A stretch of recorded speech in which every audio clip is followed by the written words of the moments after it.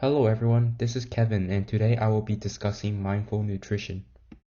So one of the reasons that I had chosen mindful nutrition was because of my individual goal. I wanted to be a healthier individual and I wanted to increase my mental capacity for learning.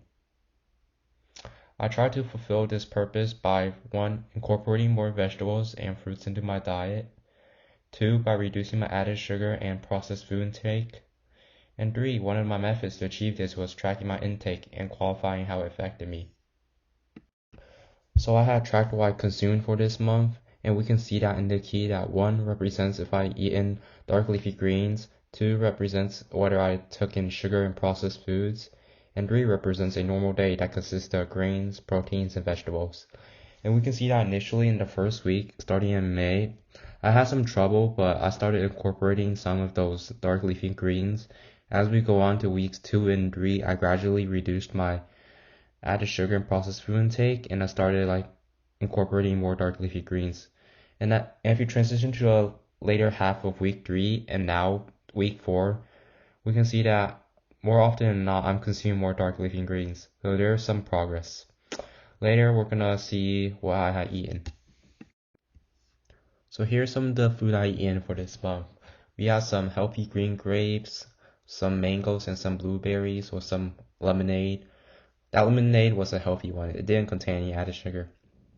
And we have some paper dosa from an Indian restaurant, some avocado and some sunny side up eggs, some fish, some salad, and some tuna. How do I think I did? Well, I think that weeks 1 and 2, I had some trouble getting acclimated to the diet, but we can really start seeing improvements in weeks 2 and 3, where on a daily basis I started taking more fruits and vegetables, and I was reducing my processed food and added sugar intake. And now week 4, which was actually last week and some of this week, most if not all of my intake was those dark leafy greens. I think I fulfilled my goal to a good extent. However, I also think that it's not really, how do I say, sustainable. So I just been taking in some more added sugar, but I'm being more mindful and keeping in moderation. So below are the following sources I used. I referenced WebMD and USDA, and also referenced Harvard and Oxford universities.